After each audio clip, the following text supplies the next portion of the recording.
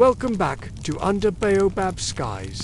Tonight, we journey to the Swahili coast, where the salty winds of the Indian Ocean carry tales of trade, survival, and incredible craftsmanship. Imagine us sitting together under the moonlight, on a beach where generations of dhows were carved from timber and launched into the restless sea. You're listening to Under Baobab Skies, and our story begins now. The East African shoreline stretches for thousands of kilometers, from what is now Somalia down to Mozambique. Along this vibrant coast, the Swahili people built bustling stone towns, where the air was thick with the scent of fish, salt, and resin. These weren't just simple fishing villages. They were cosmopolitan hubs of commerce. Great wooden ships from Arabia, Persia, and India would anchor here, their merchants ready to trade. But behind the glamorous exchange of spices and ivory were the unsung heroes, the Swahili boat builders. These were the men whose lives were dedicated to wood and iron, whose hands created the very vessels that carried wealth across the ocean.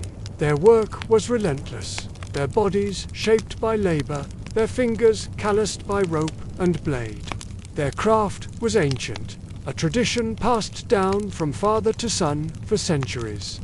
Swahili boat builders would take massive logs, sometimes floated down from the hinterlands or traded from deep inland forests, and transform them into graceful dhows. These ships, with their iconic triangular sails, were designed to master the monsoon winds. Every cut, every joint, every plank had to be perfect. A single mistake could spell disaster far out at sea.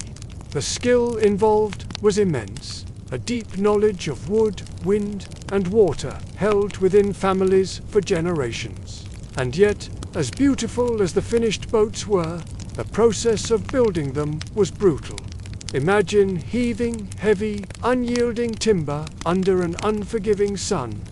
The risks were constant splinters the size of daggers, deep cuts from razor-sharp tools, the danger of a collapsing hull, or even fires from hot resin. For these craftsmen, just making it through the day without injury was an achievement in itself. Their sweat was as much a part of the boat as the wood and nails. Tonight, we're going to explore this world in detail. We'll listen to the stories of the builders' daily grind, their tools, their techniques, and their fears. We will trace the history of the trade routes that connected Africa to Arabia and India, all made possible by these incredible ships. We'll even discover how the spirit of boat design influenced the unique coastal architecture of the Swahili towns. And finally, we'll get a glimpse into the lives of the wealthy elites who reaped the rewards of this maritime world.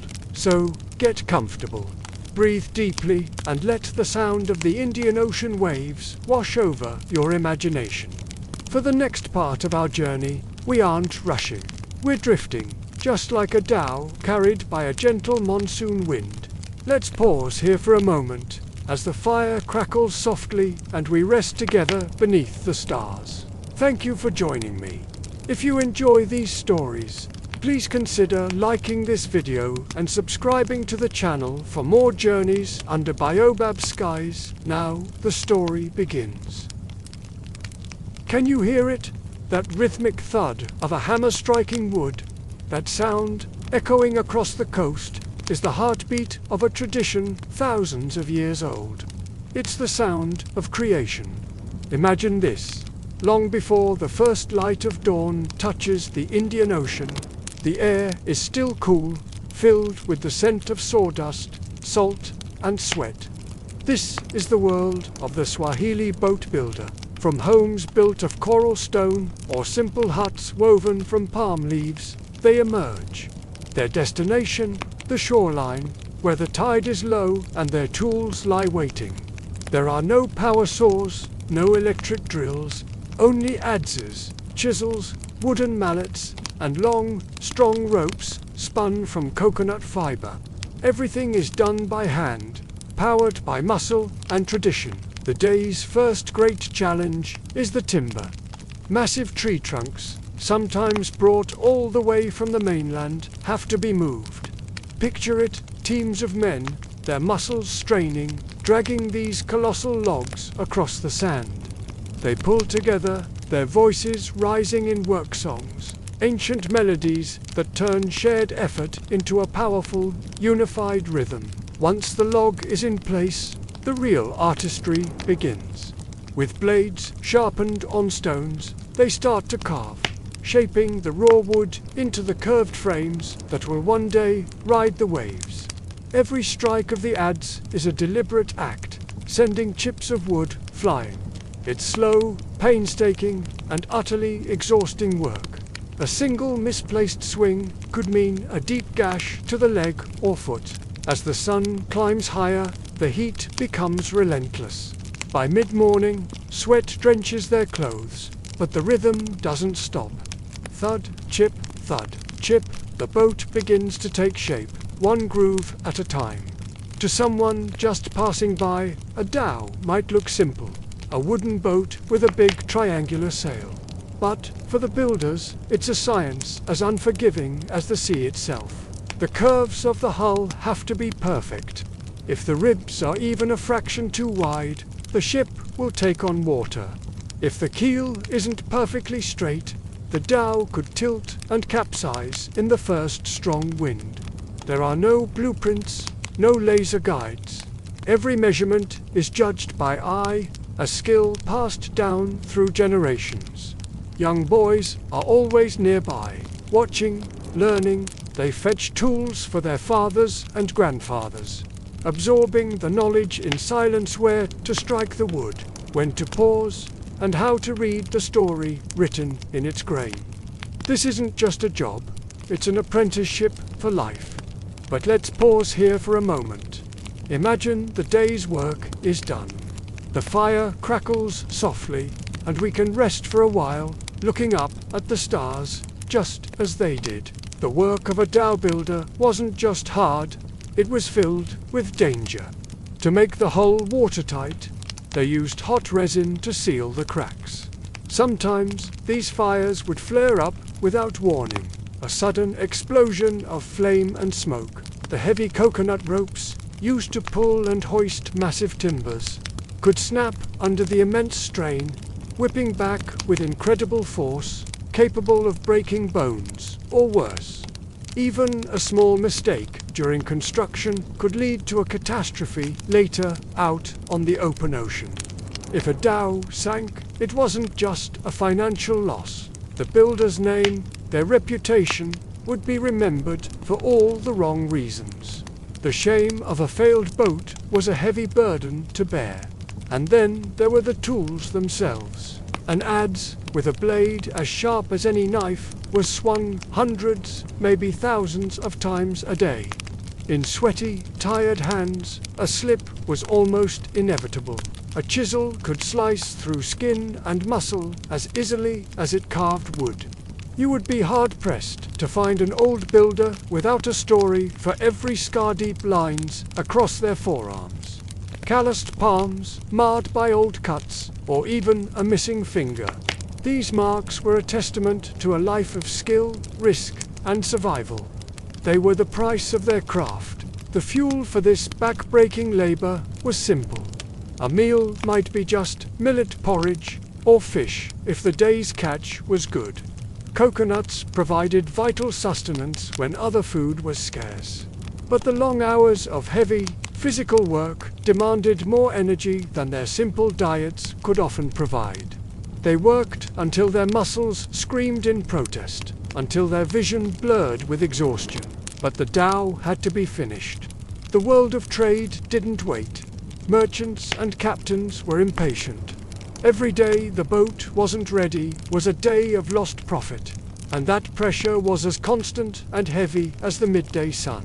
Yet, even in their deepest exhaustion, there was an immense sense of pride. To complete a dhow wasn't just finishing a project. It was like breathing life into wood. It was transforming a lifeless log into a vessel that could dance with the wind and the waves. To watch that finished boat float for the first time, to see it sail, catch the breeze, and pull it out towards the horizon, that was the ultimate reward. It was proof of their skill, their endurance, their resilience. A well-built dhow was so much more than just a boat. It was a lifeline for families, a cornerstone for communities, and the very engine of commerce and culture for the entire Swahili coast. It was their legacy, floating on the water. Let's pause again. The fire is warm, the night is quiet. We can rest under the same stars that watched over these incredible craftsmen. Imagine a dhow resting in the shallows.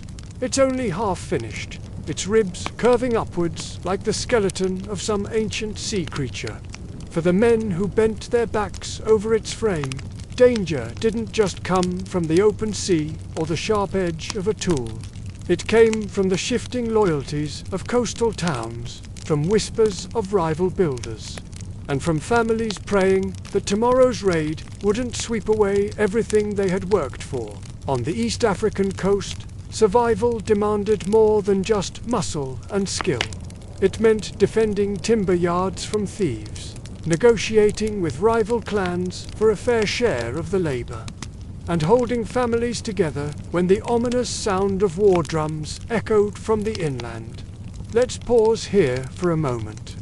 The fire crackles softly, and we rest together beneath the stars. The Swahili towns were famous for their competitive spirit. Picture two workshops in the same harbor, each one locked in a fierce contest. They vied to outdo each other with faster keels, stronger sails, or carvings more elegant than anything seen before. A dhow wasn't just a boat, it was a bold statement of pride, a testament to a family's reputation and lineage. But these rivalries could turn sharp. A wealthy merchant might secretly shift his contract from one builder to another, sparking bitter words that would ripple through the marketplace. Rumors spread like wildfire. This builder uses weaker timber, but one rushes his joinery, another cuts corners on the caulking. For the families, these rivalries were a matter of life and death. A lost contract could mean an empty grain jar at home, a child going hungry, or a marriage delayed because the dowry payments depended on that steady work. Beyond the sting of rivalry lay the darker shadow of raids. Inland groups, drawn by the coast's wealth, sometimes swept down to seize cattle, goods, or even people.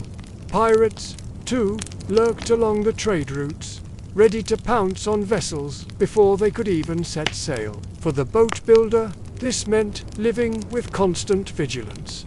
A shout in the night might not be laughter, but a warning. Timber stacked too close to the waterline could be set ablaze by raiders, determined to cripple an entire yard in a single night. And when those raids came, the family bore the weight. Women would hurry children into hiding, while the men, armed with whatever they could find, spears, bows, even their tools, tried to defend their livelihood. The sea could be tamed with ritual and experience, but the cruelty of men was utterly unpredictable.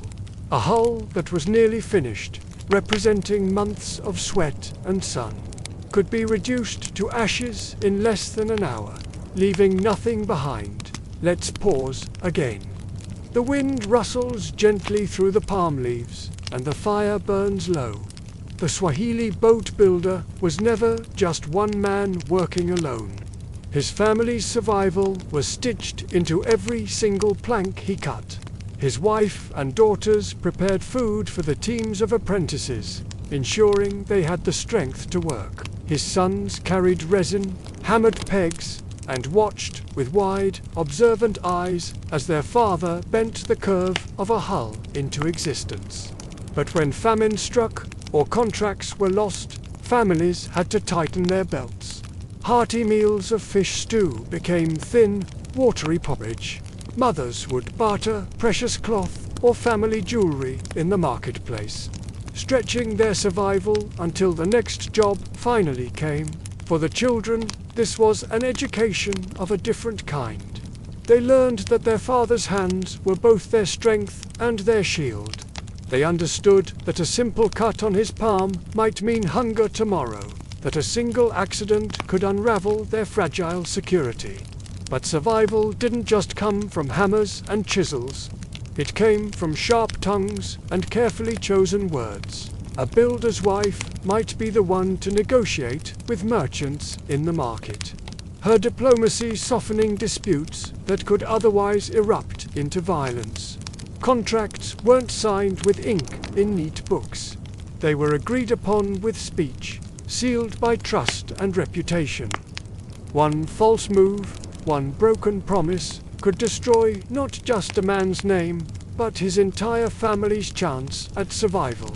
And so, these builders carried a burden heavier than any timber, the immense weight of honor. To fail a client was to fail generations. Let's take a moment.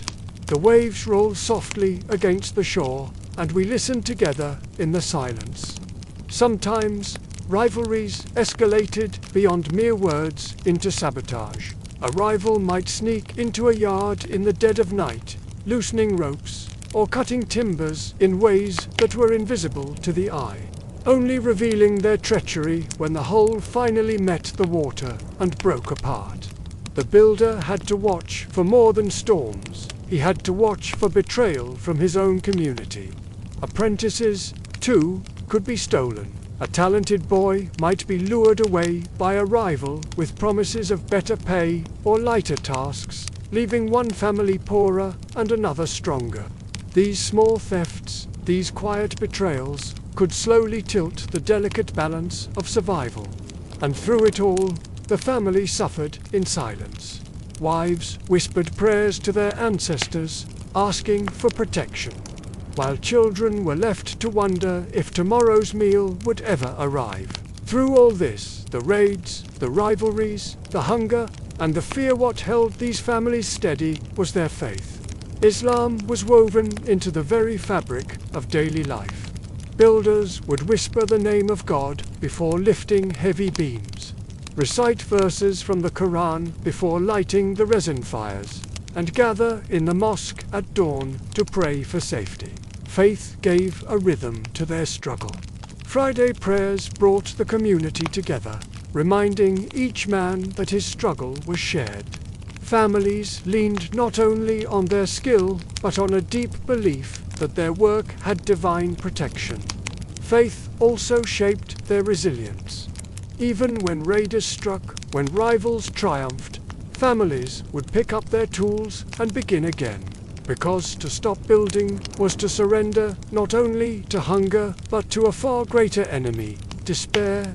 And so, the life of a Swahili boat builder wasn't measured just in the precise cuts of a chisel or the immense weight of logs. It was measured in the hushed whispers of rivalry, in the sudden shouts of raiders, and in the quiet, unyielding endurance of families who knew that their survival rested on one man's strength, his honor, and his faith. It was a life lived between wood and wave, between hunger and hope, between survival and pride. Let's pause one last time. The fire flickers low, and the sea breathes its endless rhythm against the shore. The sea was never still, even when the waves looked calm, even when the horizon stretched out, blue and glassy. Boat builders and sailors knew its moods could change in an instant. The entire Swahili coast was shaped by this uncertainty. The ocean gave life, trade, and wealth, but it could also take them away without warning. For the builder, this uncertainty began long before the first voyage. A single crack in timber, hidden deep within, could spell disaster weeks later when the dhow met rough waters. A poorly sealed joint might suddenly open beneath the force of pounding waves. Every single decision, every cut of wood, was a gamble against the vast unknown. Let's pause here for a moment. The fire glows low, and the sound of the surf lingers in the silence of the night. To live on the Swahili coast was to live by the monsoon, These powerful seasonal winds, the Koskazi from the northeast and the Kuzi from the southwest, ruled the rhythm of life itself. Merchants planned their voyages according to them, and builders raced against time to finish hulls before the winds shifted. But winds are fickle. A voyage launched too late could strand a dhow for months. Trapped in the wrong harbor on the other side of the ocean, a sudden storm could scatter entire fleets across the water. Families would pray as the sails disappeared into the horizon, never truly knowing if their loved ones would ever return. For the builder, this uncertainty meant responsibility. If a dhow failed out at sea, tongues would wag in the market. Was it the wind, or was it the fault of the craftsman? His honor was tested not only by the unforgiving waves, but by rumor itself. The ocean gave abundantly. It brought the fish that fed villages, the pearls and shells that adorned women, and the trade goods that lined beautiful coralstone homes. But just as easily, it took lives. Men could drown in sudden storms. Entire boats could vanish without a trace. Every family on the coast knew the sea's double face. Mothers would hum lullabies that sounded like the waves, calming their children even as their words carried a solemn warning. The ocean feeds you, but it may take your father. For the children of builders, growing up meant learning this truth early on. They played on the beaches, shaping toy boats from driftwood, laughing as the tide carried them away. And yet, behind those innocent games was the quiet knowledge that one day their own lives might ride on those same uncertain waters. Let's pause here for a moment. The fire whispers, the sea sighs, and the stars seem endless above us. To face this constant uncertainty, builders and sailors turned to ritual. Before a new dhow was launched, elders recited prayers, sprinkling water on the hull as blessings. Charms were tied to the masts, amulets hung from the sails, and sacred verses were inscribed in hidden places where wood met rope. Some builders would whisper short prayers with each strike of the hammer, as if every blow of the mallet were a plea for protection.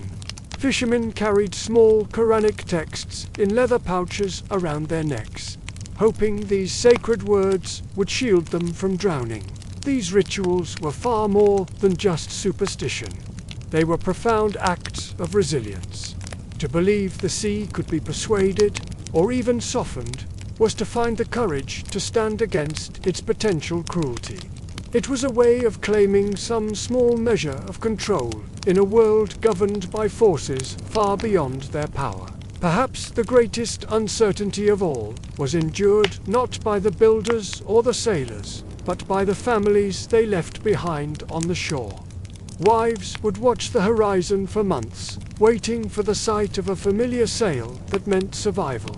Mothers carried the heavy burden of holding their homes together while the men were gone, and children asked questions that had no easy answers.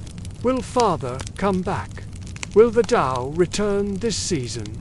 When sails finally appeared on the horizon, the relief was overwhelming. Songs would break out in the villages, drums would echo along the shore, and traders would fill the streets with exciting new goods from Arabia, India, and beyond. But when the sails did not return, a silence would hang over the community, heavier than any grief. The uncertainty was not just about storms or winds. It was about the fragility of human life, stretched thin across waves that cared nothing for prayers or for the families waiting on the shore. Let's pause here for a moment. The fire crackles, and we can feel the heaviness of silence between each breath. Every boat carried risk, a nail driven to shallow, a rope tied to loose, a piece of timber chosen poorly. All of these small things could become a death sentence out at sea. And when a dhow failed, blame was sharp and swift. Some would say it was God's will. Others would whisper that it was poor craftsmanship. Still others believed that the prayers of arrival had cursed the voyage. For the builder, this uncertainty was heavier than iron. His reputation was his family's bread. A single failure could leave him with no contracts, no apprentices, and no future in his craft. And yet, even with this immense risk, he continued. He had to, because on the Swahili coast, to refuse the sea was to refuse life itself. Through all of this, the sea taught humility. It was a constant reminder to builders and sailors that their skill, their strength, and even their faith could only go so far. The rest belonged to forces far beyond their control. But the sea also taught patience. Its constant uncertainty trained families to wait, to endure, and to celebrate even the smallest of victories. A safe return, a completed hull, a storm survived. This profound patience became a way of life. It was stitched into the very rhythm of their work, woven into the songs they sang at dusk, and settled deep into the very bones of the Swahili coast. And so, living with the sea's uncertainty was not a choice. It was the only way to survive. Builders shaped wood with steady hands, sailors set sails with steady faith, and families prayed with steady hearts. The ocean could never be controlled, but it could be respected, endured, and, in its moments of grace, embraced as a giver of life. Let's pause here for a moment. The fire dwindles low, the waves breathe endlessly, and the night sky carries us into reflection. The Indian Ocean wasn't just a stretch of endless blue water, it was a breathing, living road. And to the Swahili boat builder, this ocean was as much a master as it was a companion. Its moods dictated survival, its rhythms carved culture, and its winds, those mighty monsoons, were the invisible highways of history. Without them, there would be no Swahili trade towns, no elegant dhows rocking in the harbors of Lamu, Mombasa, or Zanzibar, and no reputation of the coast as the bridge between Africa, Arabia, and India. For generations, men on the East African shore lifted their eyes to the horizon and listened to the whisper of winds. They knew by the slant of palm leaves, by the weight of the evening air, when the Kharif would come, that powerful southwesterly monsoon that carried merchants from Arabia and Gujarat straight into their ports. And they knew too when to expect the calmer, friendlier Kaskazi winds, which would take them home again. The boat builder was caught in this grand clock of the world. His craft could not exist outside of it. A dhow was not just wood nailed together. It was a vessel designed to marry perfectly with these monsoon winds. Too shallow, and the sea would swallow it. Too heavy, and the winds would scorn it. The Swahili boat builder worked with this delicate balance in mind-shaping planks, stitching seams, and carving masts. Not only with his hands, but with a centuries-old knowledge of how the air would swell the sails and push the hull. Let's pause here for a moment. The fire crackles softly, and we rest beneath the stars. The Indian Ocean highways were not simply natural routes. They were corridors of story, memory, and exchange. Imagine the hum of Zanzibar's harbour at the height of the sailing season. Ships of all sizes bobbed along the shore, some fresh from Oman, their hulls heavy with dates and silver. Others from Gujarat, laden with beads and cotton cloth. Others still, patched and battered, from Sofala in the south, carrying gold, dust, and ivory. Each of these vessels, no matter its origin, had surrendered to the same monsoon currents that the Swahili builders studied so closely. The ocean was a great equalizer. It carried Arab merchant, Indian trader, and African sailor on the same invisible tide. The winds did not care for race or language. They only cared for the vessel's obedience. The Swahili coast learned this truth well. Survival was not about muscle alone. but about respecting the rhythm of earth and sky. This was why the Swahili people became masters of timing. The boat builder, though sweating under the sun as he bent over timber, worked not just with wood, he worked with calendars. He knew he was preparing not for today, but for the precise moment when the *Reef* winds would swell the sea with opportunity. The boat would sit idle until the season arrived, but once the sails unfurled, time itself seemed to carry the dhow along. Let's pause here for a moment. The night deepens, and the waves seem to whisper to the shore. For the outsider, it might seem as if this was all guesswork, a kind of blind trust in the whims of weather. But for the Swahili, this was science of the highest order. Families passed down knowledge of stars, tides, and winds like treasure. A boy might sit with his grandfather on the sandy shore and learn the names of constellations. Not for poetry alone, but because those constellations guided paths across thousands of miles. The Southern Cross, rising over the horizon, might tell him it was time to prepare. The tilt of Orion's belt might reveal when the rains would fall and when the traders would arrive. A dhow without this knowledge was a coffin, but a dhow guided by such wisdom was a kingdom on water. This marriage of astronomy and seamanship was more than survival, it was civilization. The Indian Ocean trade was not built on armies marching across deserts or kings building palaces. It was built on the whisper of sails catching the right wind at the right time. And at the heart of it all were the hands of the boat builders, who perhaps never set sail themselves, but who crafted the vessels that made this empire of exchange possible. Let's pause here for a moment. The fire dims, and the air is filled with the smell of salt and wood smoke. The monsoon highways also brought danger. A delay could be disastrous. Imagine a ship missing the favorable winds by only a few days.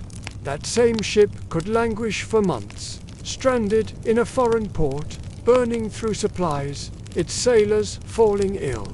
And when the winds did shift, they could be merciless, tossing vessels like toys. Boat builders lived with this knowledge. Each plank they hammered was a shield against the ocean's cruelty. Each seam they sealed was a prayer that the winds would bless rather than curse. But the winds were not always cruel. They were also generous. They carried back not only spices and goods, but new words, new songs, and new ideas. A sailor might step onto the shore of Kilwa with a fragment of a Persian poem, or a melody from Gujarat. Over time, these fragments stitched themselves into Swahili culture, making it rich, hybrid, and endlessly open. This was the highway of the world, before highways of tarmac existed. And the Swahili boat builder, hunched in his workshop with sawdust clinging to his beard, was building not just boats, but bridges between continents. His work hummed with the knowledge that soon the monsoon winds would blow, and his creation would join the timeless dance of sails across the horizon. Let's pause here for a moment. The fire sighs low, and the silence of the night deepens. The Swahili coast was never just a place, it was a meeting point. Imagine it as a great woven mat spread along the edge of Africa. Upon that mat sat people from Arabia, India, Persia, and inland Africa, all leaning in to share food, stories, and trade. Traders and sailors were the lifeblood of this world, and their blending of cultures wasn't an accident. It was the natural outcome of the sea itself, a tide that carried not only goods but entire ways of life. The boat builder knew this better than anyone. His craft stood at the very center of this mingling. Without boats, there could be no meeting, no blending of languages, no markets bustling with silk beside ivory or spices beside gold. He wasn't just building a vessel for profit. He was shaping the very stage where cultures would meet and reshape each other. When an Indian dhow arrived in Zanzibar, it wasn't only bales of cotton or jars of spices that came ashore. It was also men with different prayers, songs carried in the rhythm of their speech, and cooking pots filled with flavors new to the coast. The Swahili towns absorbed these with ease because the people had long grown accustomed to living as hosts and guests all at once. To walk through the streets of Mombasa or Lamu in the late medieval period was to walk through a patchwork of worlds. You might pass a mosque built in coral stone, where a Swahili imam led prayers in Arabic. Just a few steps away, you could hear drums beating in rhythms from the African hinterland, where cattle herders brought ivory tusks to trade. At the harbour, a sailor from Gujarat might be teaching a local craftsman how to tie a stronger rope knot, while a boy from Yemen showed his friend how to bake bread with sesame oil. Let's pause here for a moment. The fire crackles softly, and we imagine the scent of many kitchens blending in the night air. Language itself became the greatest symbol of this blending. Swahili, the coastal tongue, was born of these encounters. At its root was Bantu, the language of Africa's interior farmers and fishers. But woven into it were Arabic words from merchants, Persian words from sailors, even hints of Portuguese and Hindi in later centuries. It was a language designed for ports open, adaptable, ready to welcome new sounds just as easily as it welcomed new goods. The traders, speaking many tongues, found a bridge in Swahili. And so, the boat builder, though perhaps illiterate, was shaping not only wood but also the conditions in which a whole civilization of language could grow. Every plank he set into place meant another ship could sail, and every ship meant another strand added to the braid of culture. Religion, too, traveled on the backs of traders. Islam spread steadily along the coast, carried not by conquest but by the steady rhythm of commerce and contact. A sailor might pray at dawn on the deck of a dhow, facing the horizon where Mecca lay beyond the sea. By evening, he might be praying in a coastal mosque, shoulder to shoulder with Swahili converts whose ancestors once worshipped spirits of the sea. But the blending was never one-directional. While Islam took root, African traditions did not vanish. The ocean itself was still honored in songs and offerings. Local healers still tied amulets to children, and ancestral memory remained alive in rituals at home. The Swahili identity became a braid Islamic in its faith, African in its bones, and cosmopolitan in its outlook. Let's pause here for a moment. The firelight flickers, and we feel the balance of tradition and new belief settling in the night air. Sailors themselves were cultural carriers. Picture the crew of a dhow, an Arab merchant, a Somali navigator, a Swahili deckhand, an Indian cook. These men lived together in tight quarters for months, their lives bound by rope, sail, and tide. They shared food, songs, and even superstitions. A tale told at sea in one tongue would find its way ashore in another. An Indian lullaby might be hummed by a Swahili mother after her husband returned from a voyage, carrying it home. And so the sea, knitted together, lives far beyond the harbour. What began as trade became kinship. Many traders married into coastal families. Omani merchants took Swahili wives, blending bloodlines as well as businesses. Children of such unions grew up equally at ease with Arabic and Swahili, equally familiar with African drums and Persian poetry. The boat builder, in his workshop, may never have travelled to Gujarat or Muscat himself. Yet the wood shavings at his feet, the sweat on his brow, and the smell of tar and salt were part of a world that stretched thousands of miles. He was tied to it through the people who passed through his town, through the rhythms of monsoon winds, and through the voices that mixed in the markets. He too absorbed this blending. Perhaps he carved decorative flourishes on a dhow inspired by Persian motifs he saw in a visiting artisan's sketchbook. Perhaps he learned a sturdier pegging technique from a Somali sailor. Over time, even the boats themselves became hybrid objects Bantu techniques in their hulls, Arabic influences in their sails, and Indian knowledge in their rigging. Let's pause here for a moment. The fire softens, and we hear the sound of waves pulling and returning along the shore. Culture flowed in both directions. African goods shaped lives across the sea, just as foreign goods reshaped life on the Swahili coast. Ivory ornaments from Africa adorned homes in Gujarat.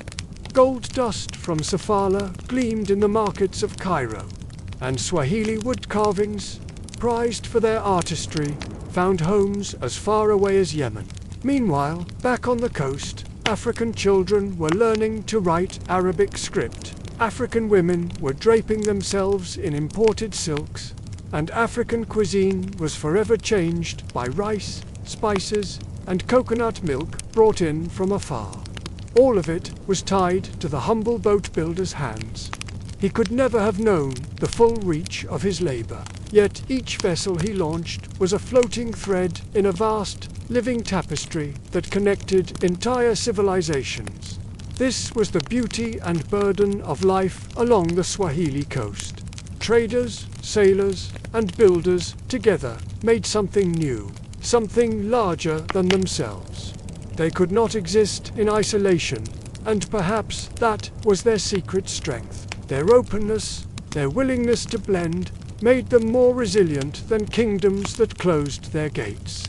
And as the waves lapped against the coral shore and the stars guided another dhow toward harbor, the boat builder could rest knowing that his sweat and skill had helped create not just a vessel but a world that was neither wholly African nor wholly foreign, but something beautifully in between. Let's pause here for a moment. The night grows quiet, and the ocean hums softly as the firelight fades. The Swahili coast wasn't just a string of sleepy villages. It glittered with ports that rose like jewels from the coral stone. Kilwa, Mombasa, Zanzibar, Lamusha, name was a song, carried across the sea on the wind of monsoon sails. These ports were more than towns. They were entire worlds.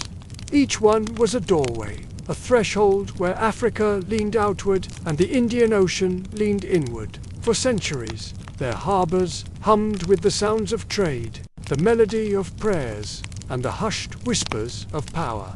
But just as the sea giveth, it also taketh away. The same waves that carried prosperity also brought threats, storms of history that could dismantle even the most radiant of ports. The rise and fall of these places was a tale woven into the tide's constant rhythm of growth, glory, and decline. Among them all, Kilwa once stood tallest. In the 14th century, travelers called it one of the greatest ports in the world.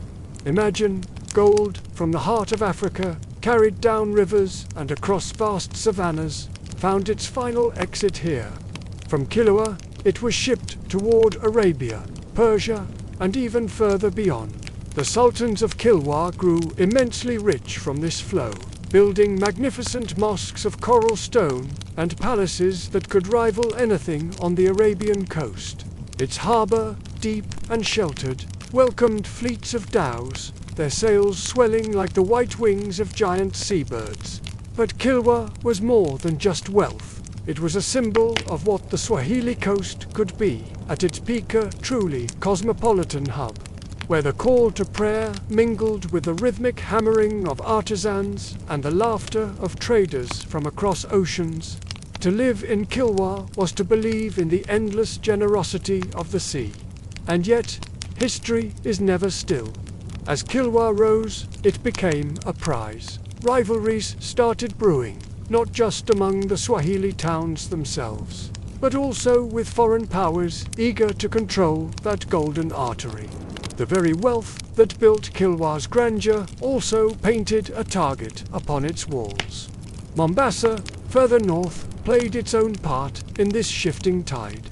Perched on an island, its harbour was both vulnerable and formidable. Traders praised it as an essential stopover, a place to repair sails and rest crews before venturing onward. Over time, Mombasa became known not only for its trade, but for its incredible resilience. Time and again, it was attacked by neighbouring towns, by Portuguese fleets, by Omani soldiers. And time and again, it rose from the ashes. Its people stubbornly rebuilding their walls, their markets, and their mosques. The story of rise and fall wasn't only about wealth and war. It was also about winds and waters. A port lived and died by the rhythm of the monsoon. If the monsoon patterns shifted, or if trade routes were redirected, fortunes could vanish like mist on the water. These ports thrived because they sat at the crossroads of ocean currents and caravan trails. If those crossroads moved, so too did the heart of prosperity. The arrival of the Portuguese in the late 15th century changed everything.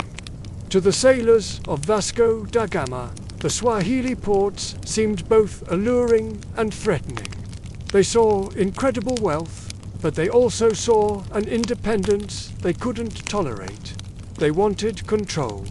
Soon, cannons roared where once the winds had carried only peace. Cities burned, walls were breached, and the delicate, centuries-old balance of trade was shattered.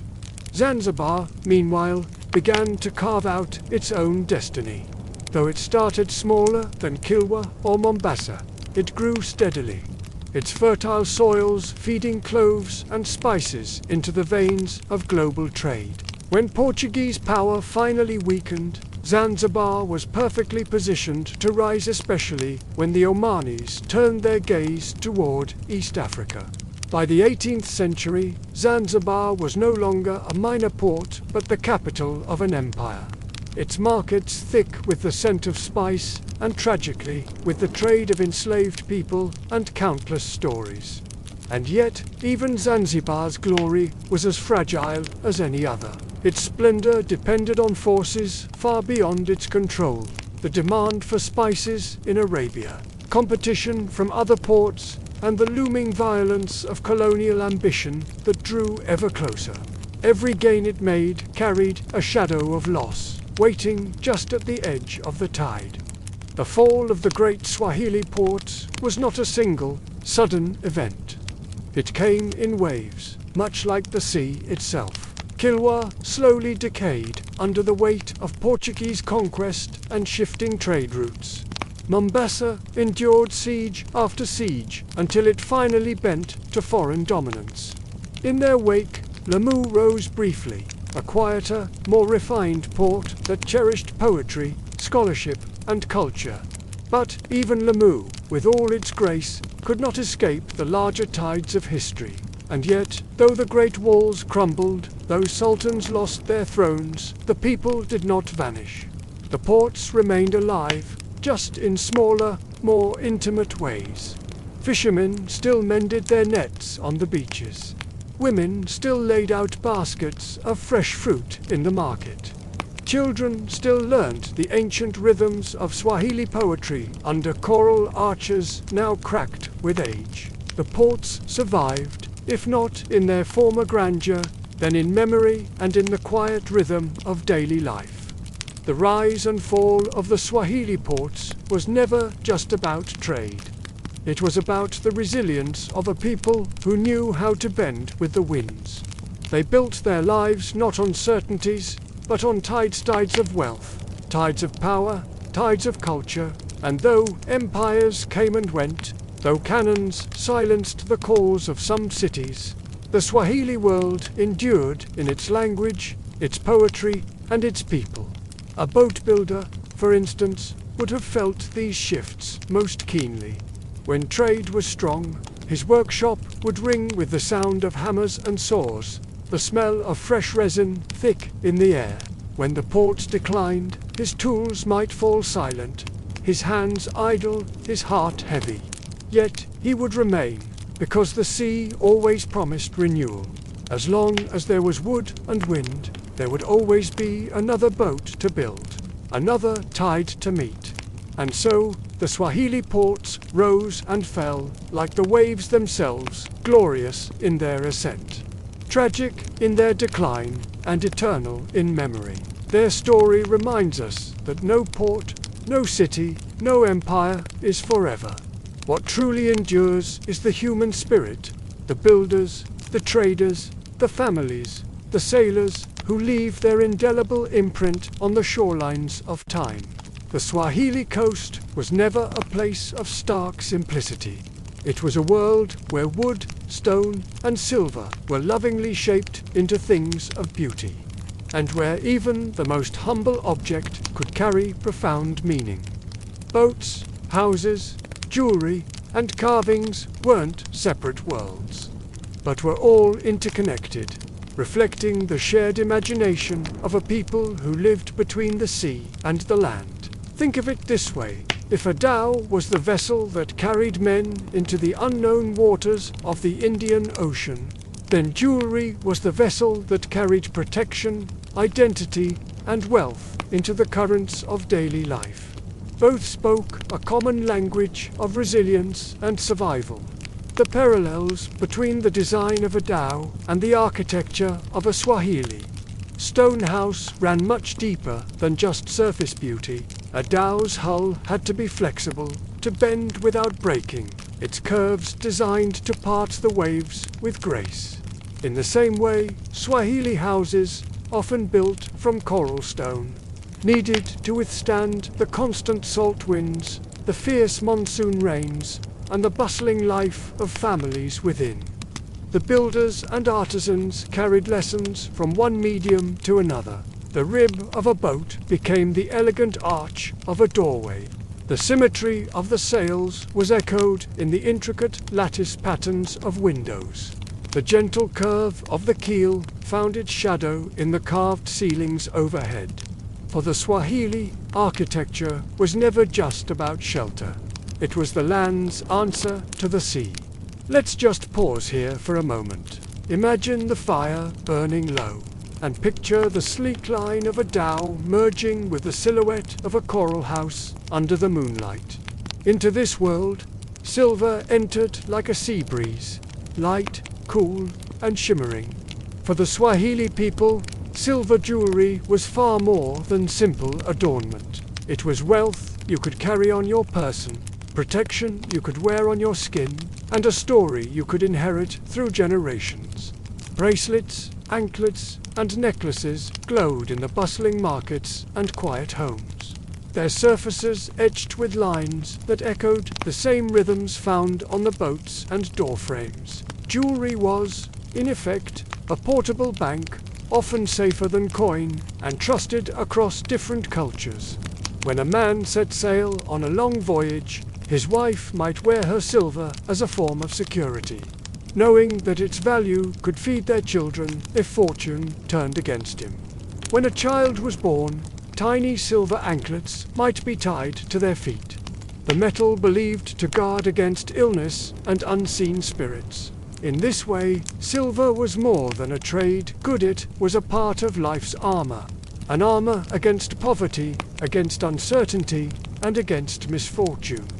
Just like the dhow itself, silver jewelry was both profoundly practical and deeply symbolic. The visual language of motifs is what truly tied these two worlds together. Boat builders would decorate their dhows with intricate carved designs, waves, crescents, stars, and geometric knots. And you'd find these very same symbols appearing in the jewelry, on the houses, and even in the patterns of the cloth. The design of a dhow's stern might resemble the flourish of a necklace pendant. The arabesques carved into a heavy wooden doorframe could mirror the curling lines of a silver anklet. This repetition wasn't accidental. It reflected a worldview where the sea, the land, and the spirit all flowed together, each one echoing the other. And just like the boats, the jewelry traveled. A dhow leaving from Kilwa or Mombasa might carry ivory, spices, or gold. but it often carried silver as well, bracelets bound for Arabia, pendants sought after in India, earrings admired in Persia, and in return new techniques and styles arrived on the coast, which were then absorbed and integrated into the unique Swahili taste. The jewelry of the Swahili was both local and global, shaped by African hands, but enriched by the constant exchange across the Indian Ocean. Let's pause again. The fire crackles softly, and in its warm glow, we can see a necklace being passed from a mother to her daughter, carrying with it the whispers of many, many journeys. But silver was also about spirit. For the Swahili, every object had a life, and silver was believed to carry baraka, a blessing, a form of protection, a sacred power. A silver amulet pressed against the skin was more than just an ornament, it was a shield. Verses from the Koran might be inscribed upon it, or the metal might be shaped into symbols believed to confuse jinn or ward off the evil eye. A sailor, stepping onto his dhow, might wear such a charm, trusting it to keep storms at bay. A mother might place one around her infant's neck, believing it would carry away sickness. This duality, the combination of beauty and protection, is what gave silver its deep and lasting resonance. Just as the dhow was both a tool of trade and a vessel of identity, silver jewelry was both currency and prayer. It stood right at the boundary of the visible and the invisible, of a world of markets and a world of spirits. Even in times of decline, when some of the great port cities lost their grandeur, silver endured. Empires rose and fell, the boom of cannons shook the walls of Kilwa and Mombasa, but women still wore their silver in the markets. Children still jingled with anklets in the narrow alleyways, and artisans still hammered out new patterns late into the night.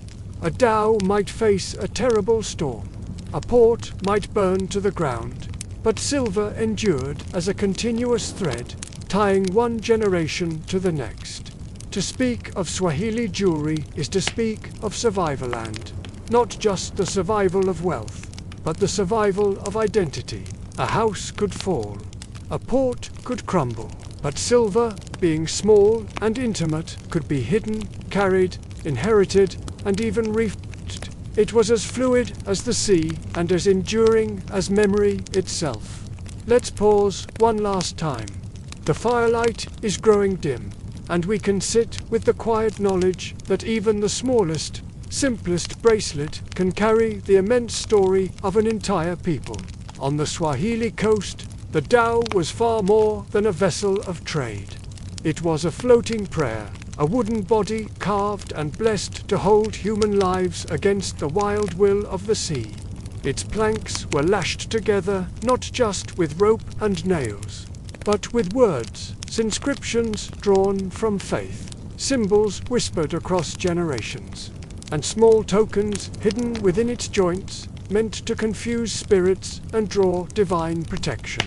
To sail was to risk, and to risk was to reach for symbols. Each carving, each talisman, each amulet was a silent plea for survival. The process of building a dhow was not entirely practical. The hammer and saw were balanced with the recitation of prayers.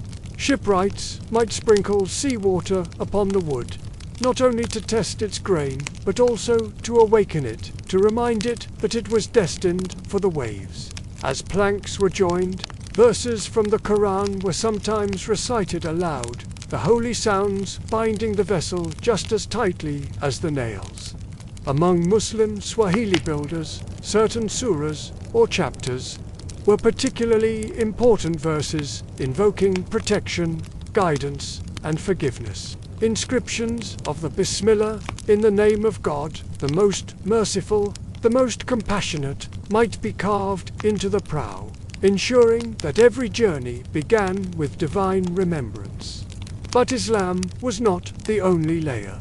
Before it spread, coastal communities had their own traditions of amulets and charms beads tied around the wrist. bone pendants worn by fishermen, shells sewn into clothing to repel misfortune. Instead of vanishing, these practices blended beautifully with the newer faith. A sailor might carry both, a Quranic scroll sewn into a leather pouch, and a shell given to him by his grandmother for protection. This mix of beliefs created a powerful spiritual armor for those who faced the sea. Symbols became the secret language of survival out on the water. A crescent carved into the stern wasn't just decoration, it was a lunar call, linking the dhow to the rhythms of the tide and time. Stars etched into the beams reminded sailors of navigation by the night sky, their steadfast guides in the vast darkness. Even the patterns woven into the rope's diagonal knots, crossing lines, code older protective motifs, believed to trap wandering spirits before they could climb aboard and cause mischief. And surprisingly, crosses appeared in hidden places, though Christianity was less dominant along the Swahili coast. Its influence traveled with sailors from Ethiopia and the inland caravan routes. Some dhow carvers, perhaps without even thinking of it as a Christian practice, would etch small cross-like marks into hidden joints. To them, it was just another powerful sign of warding off danger.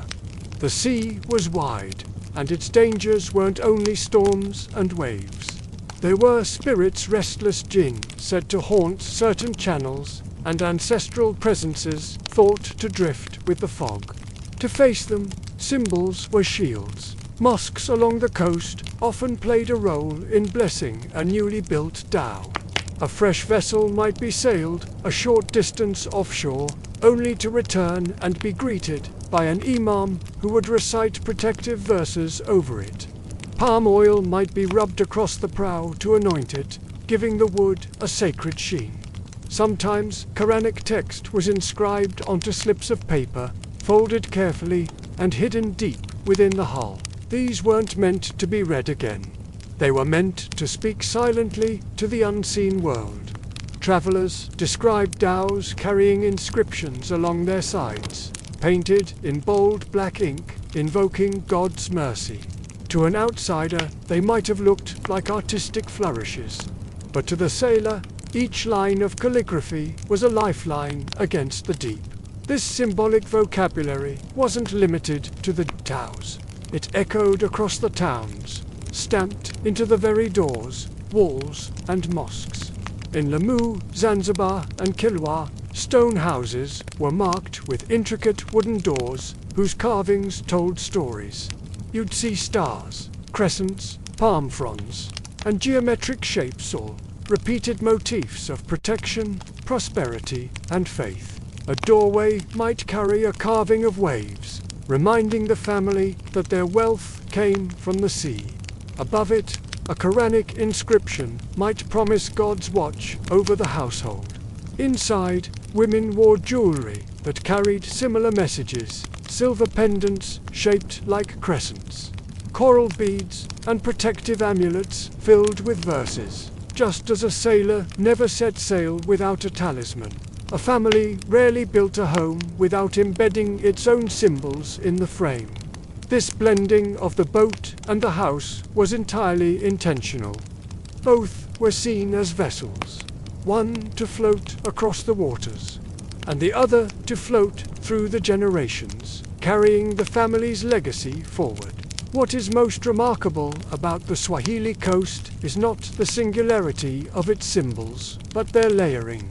Islamic, African, and even traces of Christian imagery coexisted, woven into a single, beautiful tapestry of belief.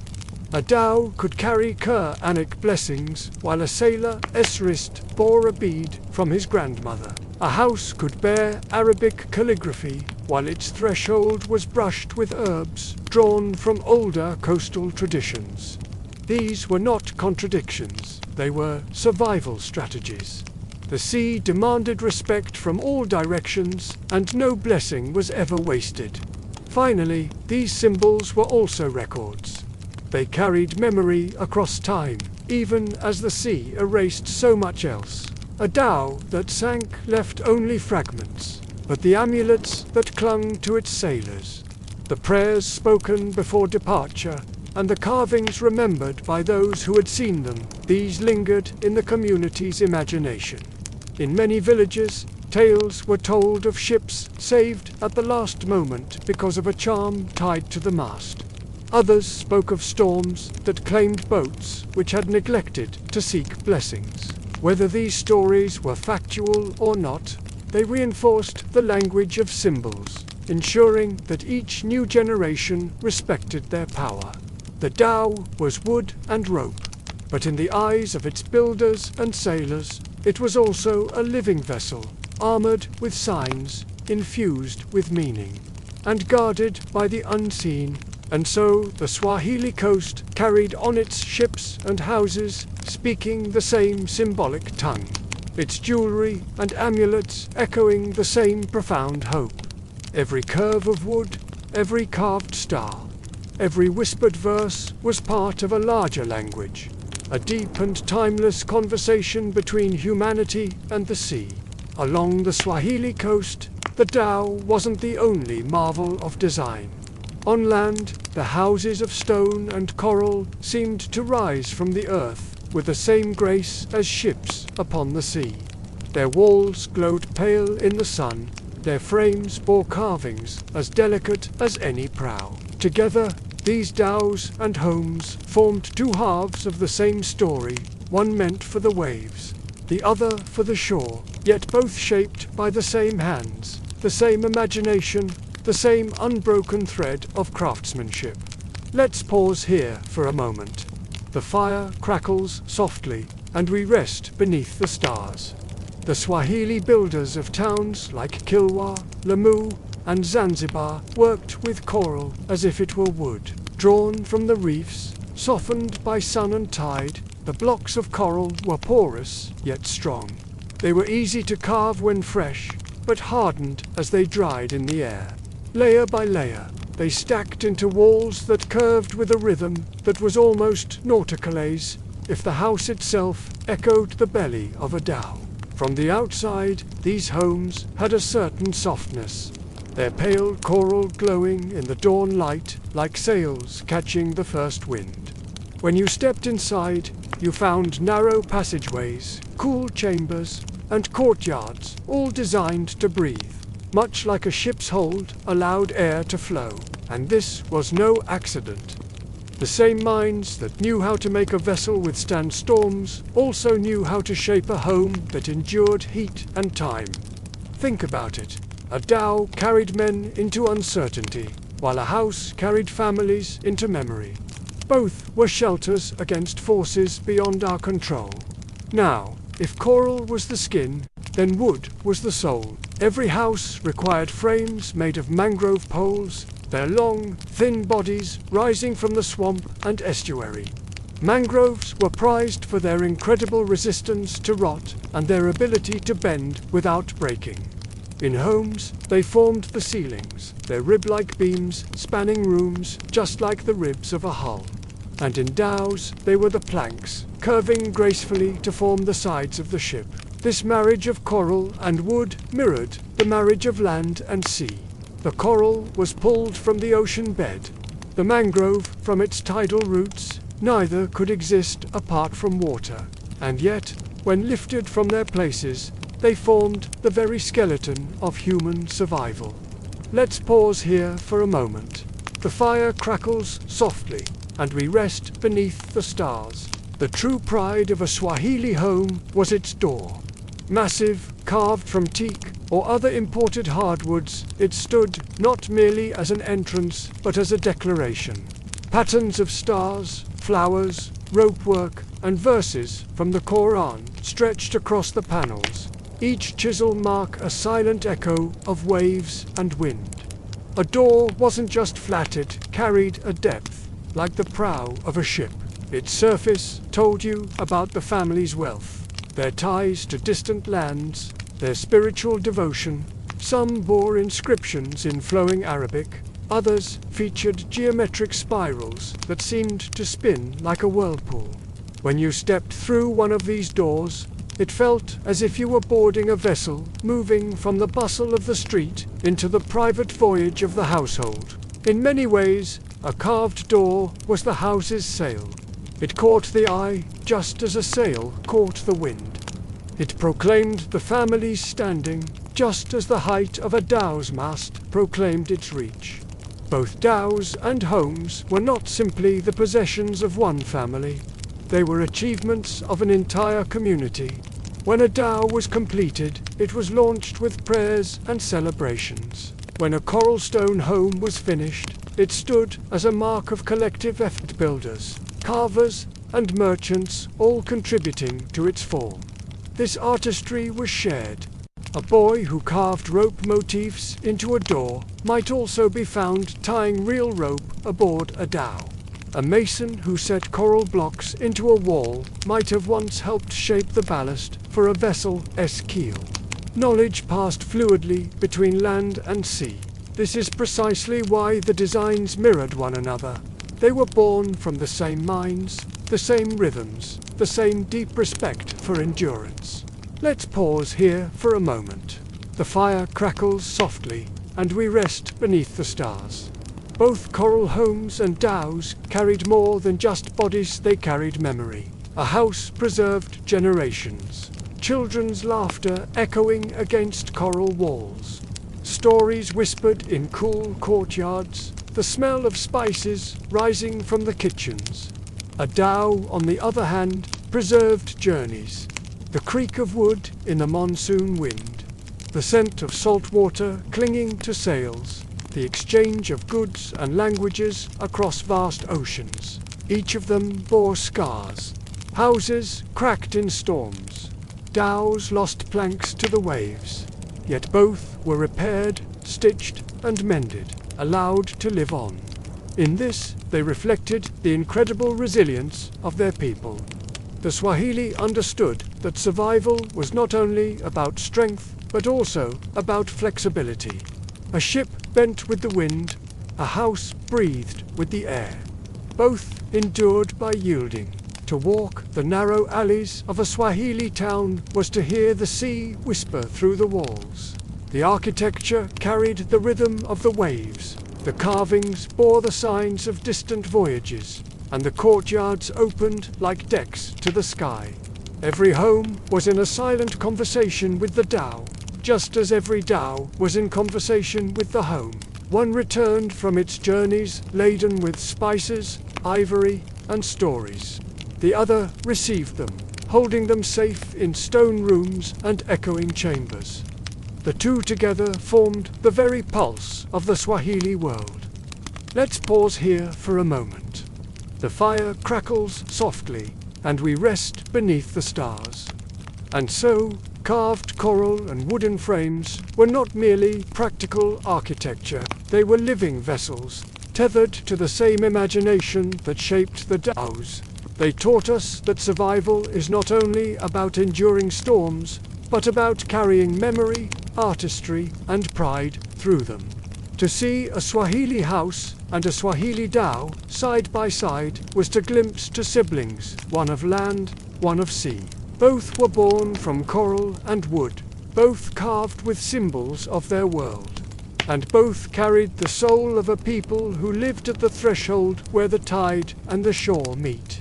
In every coastal town along the Swahili shores, from Kilwa to Mombasa to Lamu, there were men whose names carried weight like sails swollen with wind. They were the master boat builders men who could turn planks into prophecy, who could read the curves of mangrove wood and coral seashell lines as if they were scripture. Their craft was not merely a skill, but an inheritance, a sacred trust passed down through guild-like brotherhoods, where young apprentices shadowed their elders like moonlight follows the tide.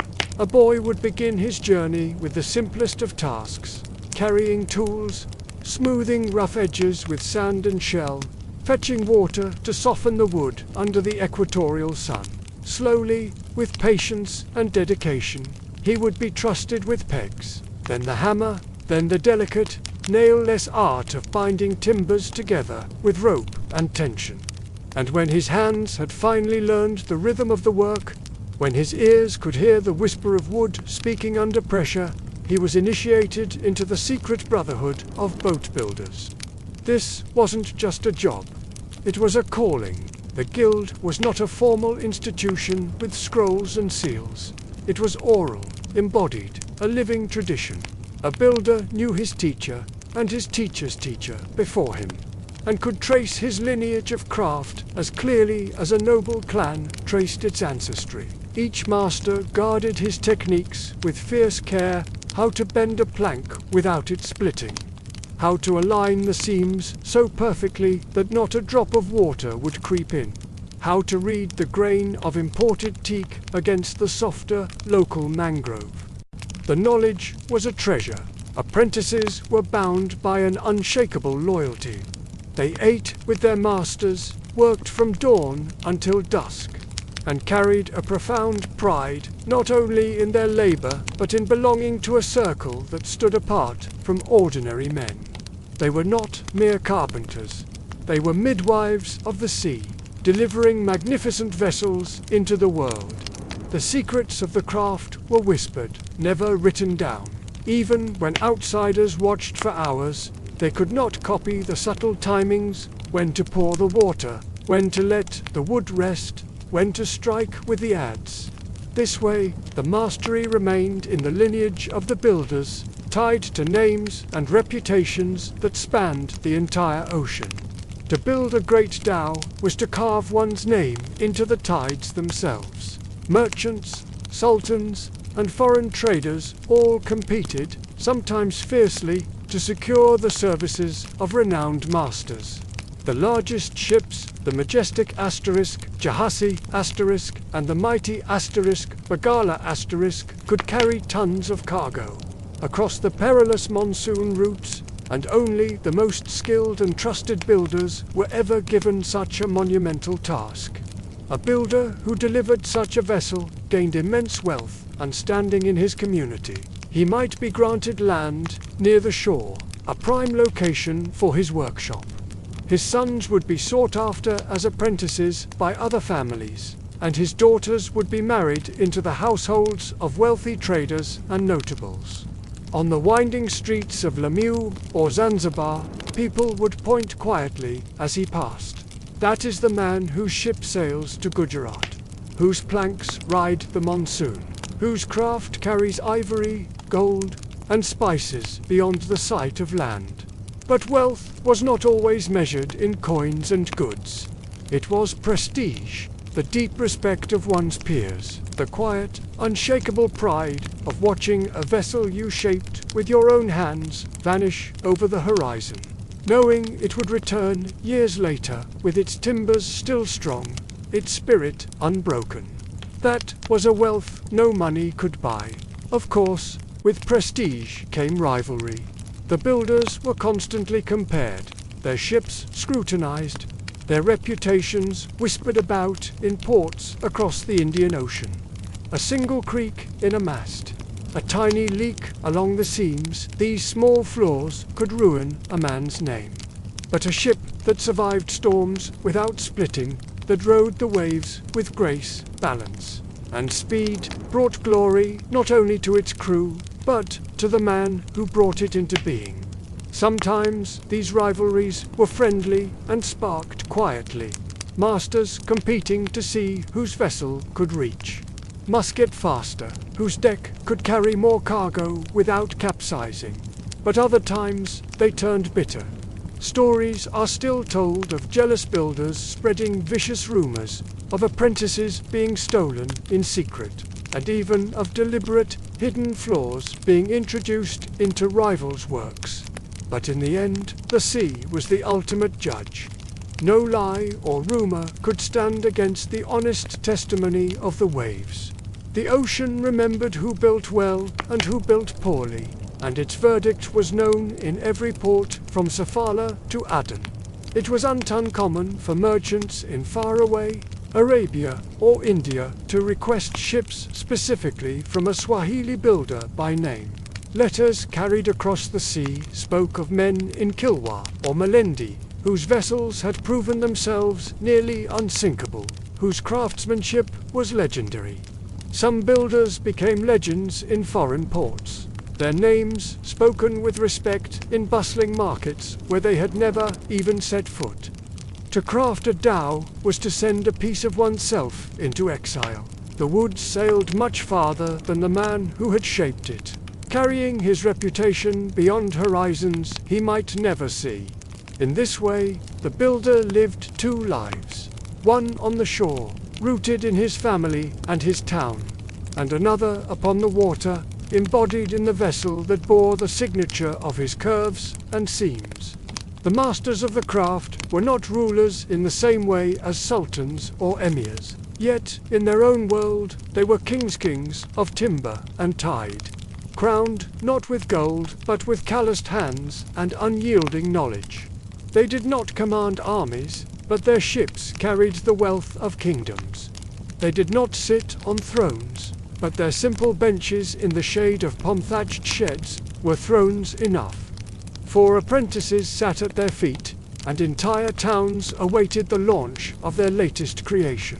And so, to be a master boat builder was to walk into realms, the humble, dusty workshops by day, and the vast, heaving ocean by night, for every dream they had was shaped by the rhythm of the waves. Their craft was a bridge, their reputation a sail, and their legacy an unbroken tide. The Swahili dhow was never just wood, rope, and sailcloth. It was an investment, a gamble, a symbol of power. Behind every curved prow that sliced through the monsoon winds, there were merchants calculating risks, rulers seeking prestige, and patrons who understood that the ocean was both a marketplace and a battlefield. If the master builder was the hand that shaped the vessel, then these elites were the shadowy figures who decided whether it ever left the dock. Along the Swahili coast, sultans and city-state rulers quickly realized that controlling the sea meant controlling trade and, by extension, wealth. In places like Kilwa, Mombasa, and Zanzibar, a sultan's power wasn't just measured in coral stone palaces or gilded mosques, but in the size of his fleet. A ruler with a dozen sturdy dhows could dominate a coastline, demand tribute from inland caravans, and negotiate incredible deals with foreign traders. Some sultans personally financed the building of larger vessels, massive, ocean-going, jahazi and bagla types, designed for epic voyages to India and Arabia. These royal ships were more than just cargo haulers. They were symbols of political legitimacy. When a new sultan wanted to assert his authority, he might commission a magnificent ship, not just for trade, but for pure ceremonial display. Imagine its hull polished to a gleam, its sails bearing the motifs of his household. To stand on the deck of such a vessel was to stand on a floating throne. Of course, the sultans weren't shipwrights themselves. They relied on master builders and craftsmen, whose skills were indispensable, but whose names were rarely remembered outside their own guilds. This created a complex relationship of dependence. It was respectful, but at times exploitative. The ruler held the purse. The builder held the knowledge. If rulers saw dhows as symbols of prestige, merchants saw them as pure opportunity. The wealthy trading families of Lamu, Malindi, and Pate often pooled their resources to finance voyages.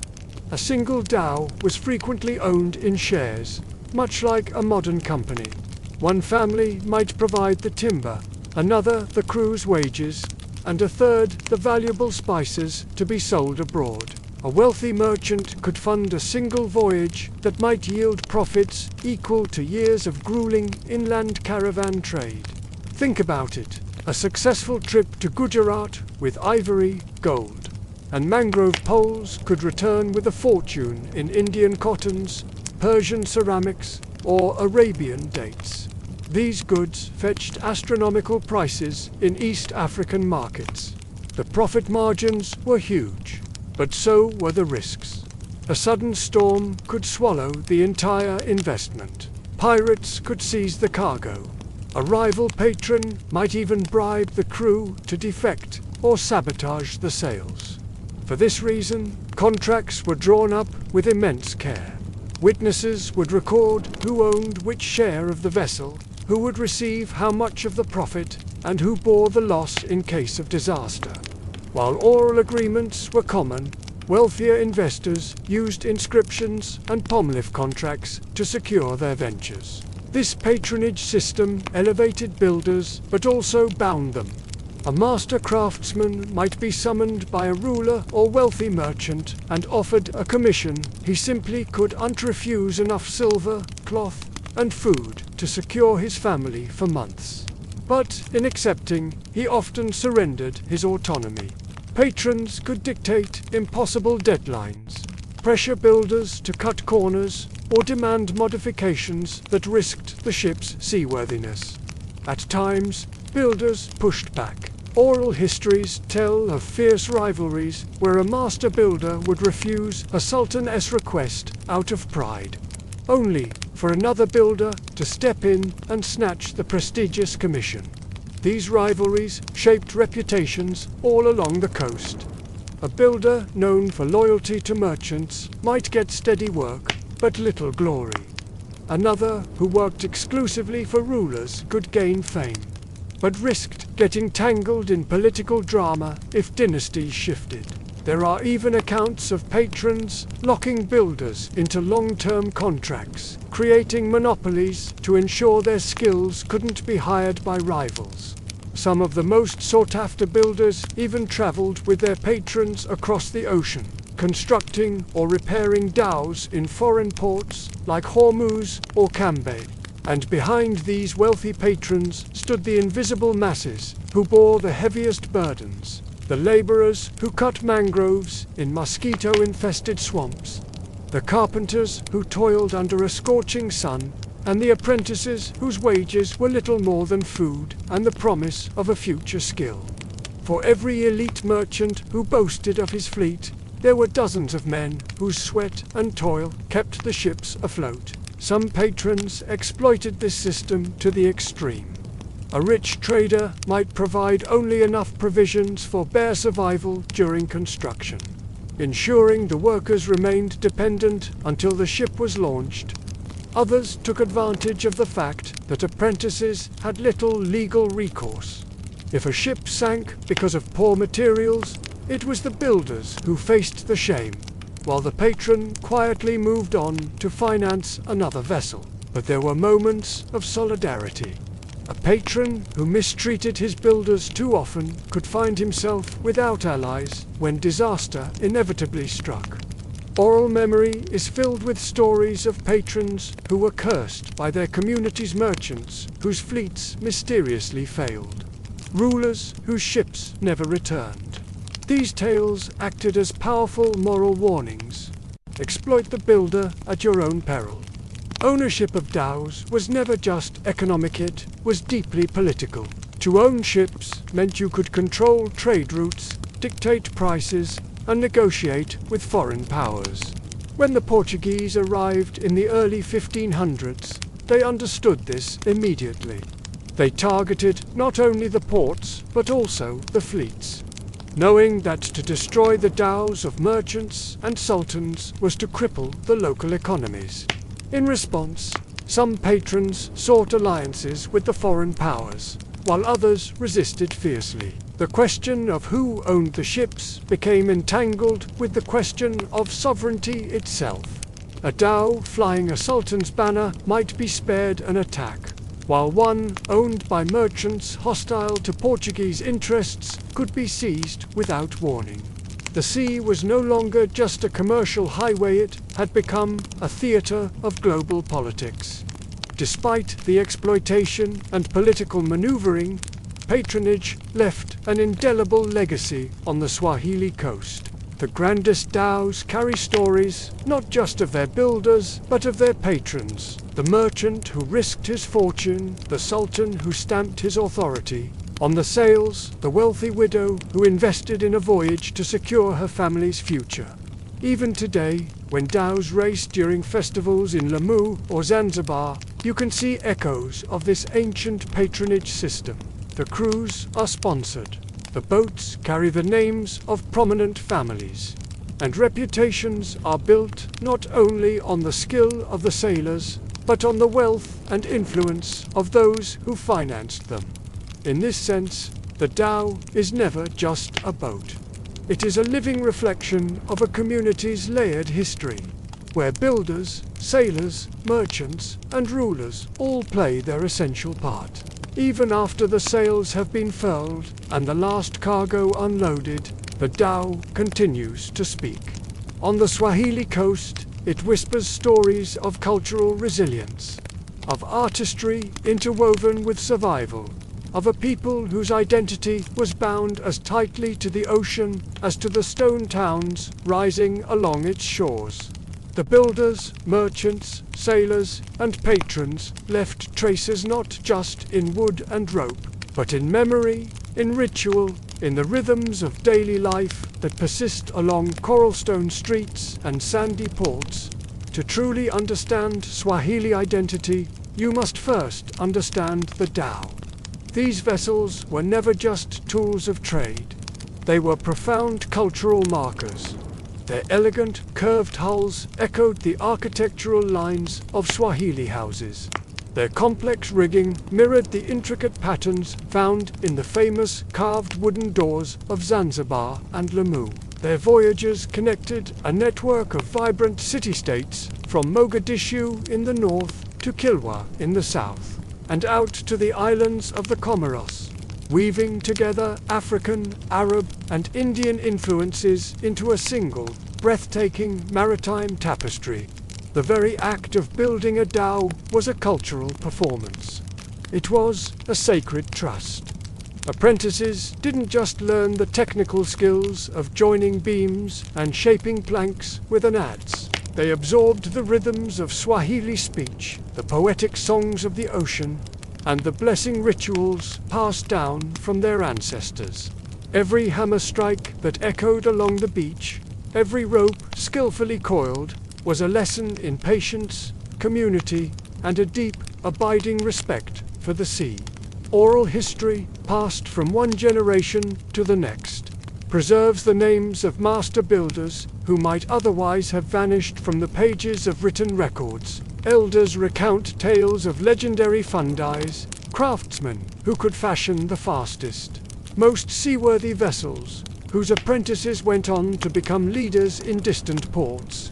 Songs and chants, sung by sailors and villagers alike, celebrate these figures, embedding their incredible deeds into the very fabric of coastal life. Even today, as dusk settles, young boys and girls learn about these heroes through storytelling sessions, their faces illuminated by the warm glow of lanterns or gathered under the shade of ancient tamarind trees.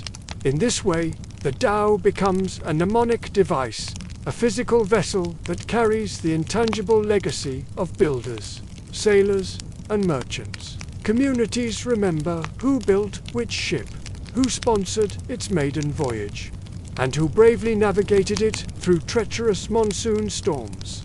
These recollections are more than just expressions of pride.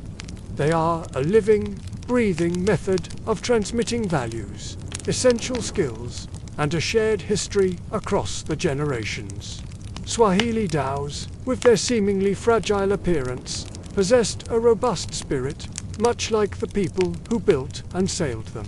Their remarkable ability to withstand storms, the threat of piracy, and the unpredictable tides mirrors the incredible resilience of the coastal communities themselves. For every ship that was lost to the sea, there were invaluable lessons learned and brilliant innovations crafted.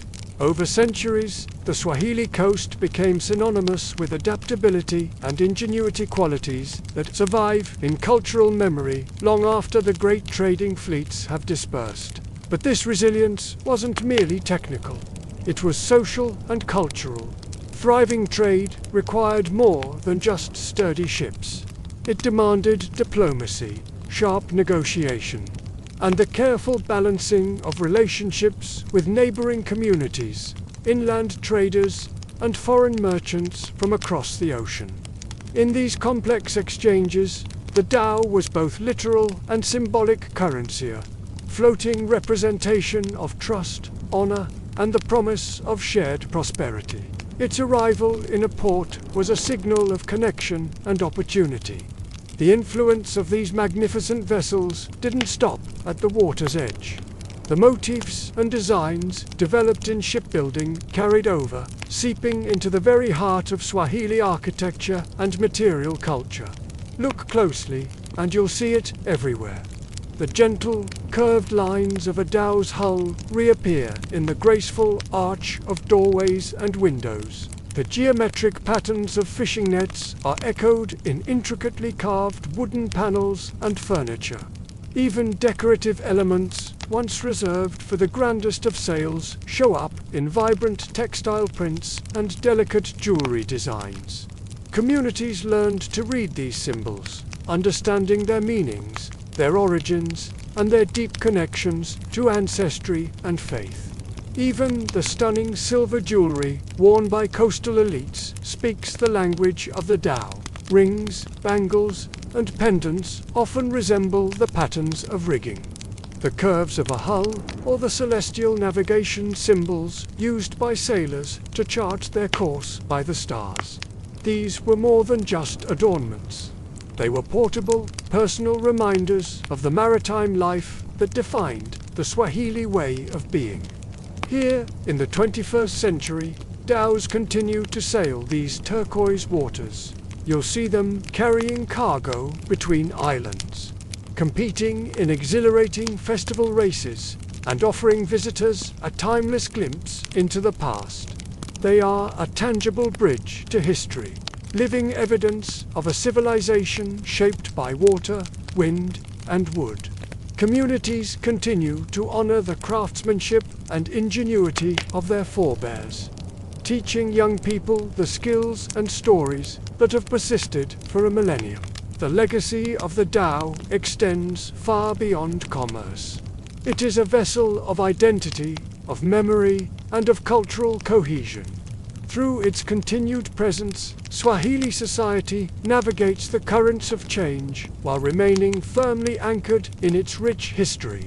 Each boat, each journey, and each song preserves vital lessons about resilience, artistry, and the strength of community. As night falls along the Swahili coast, you might imagine yourself standing on the deck of a dhow, feeling the gentle swell of the Indian Ocean beneath your feet. All around you, the whispers of generations of builders, sailors, and patrons seem to carry on the wind. Their labor, their ingenuity, and their careful stewardship of knowledge ripple across time, shaping the values and identity of those who still call this remarkable coast home. To witness a Swahili dhow today is to witness centuries of history, carried in wood, sail, and song. It is to understand that culture is not a static artifact in a museum, but a living, moving force, deeply intertwined with both the human and the natural worlds. The dhows, like the people who built them, endure through adaptation, creativity, and the constant, beautiful dialogue between the past and the present. As the sun dips below the horizon, casting a golden shimmer over coralstone ports and the gentle waves of the Indian Ocean, we pause to reflect on the lives that shaped the Swahili coast. Builders, sailors, merchants, and patrons all carried dreams, skills, and the weight of survival. Every plank shaped, every rope tied, every sail hoisted, and every journey undertaken was a testament to human perseverance in a world that demanded both courage and wisdom. Let's pause here for a moment. The fire crackles softly, and we rest beneath the stars. The dhows, the boats that once threaded the coast like silver lines, are more than vessels. They are symbols of a civilization that thrived on balance between wind and tide, skill and intuition, tradition and innovation. They remind us that culture is carried not only in stone and wood, but in memory, song, and the quiet rhythms of daily life. The stories of hardship and mastery, of trade and artistry, of survival and legacy, echo still in the streets of Lamu, Mombasa, and Kilwa. The coastal communities continue to honor their ancestors by preserving knowledge, teaching the young, and maintaining the skills that once enabled their civilization to flourish across seas and lands. We remember the boat builders, who labored tirelessly with wood, nails, and rope, whose hands shaped not only ships but cultural identity. We remember the merchants and rulers who navigated complex networks of trade and diplomacy, understanding that wealth carried responsibility and prestige demanded wisdom. We remember the artisans whose symbols and motifs live on in jewelry, architecture, and textiles, carrying the whispers of centuries past. And as the night deepens, we realize that these stories are more than history. They are lessons in resilience, creativity, and connection. They teach us how communities survive and thrive, how identity is built and passed down, and how human ingenuity can harmonize with the rhythms of nature. In the quiet of the evening, with the wind murmuring through palm fronds, and the distant call of the sea echoing along the coral stone walls, let us carry these lessons gently in our minds. Let us remember that the lives of those who came before, though distant in time, still guide us today. Like stars on the horizon, constant and luminous. The dhows may rest at anchor, and the hammer and saw may lie silent for the night. But the legacy of the Swahili boat builders, merchants, and communities sails on, enduring in memory, song, and spirit. Every journey, every song, every carved plank continues to tell a story of survival, artistry, and identity. As you drift into rest, let the ocean's gentle sway and the soft hum of coastal life carry you into dreams of wind, waves, and quiet resilience. You are now part of a long continuum, a witness to centuries of life, work, and culture along the Swahili coast. Thank you so much for joining us on this journey. If these stories moved you, please consider subscribing and hitting the like button. It helps us continue to share these important histories with the world. Until next time, stay curious. You are now under baobab skies.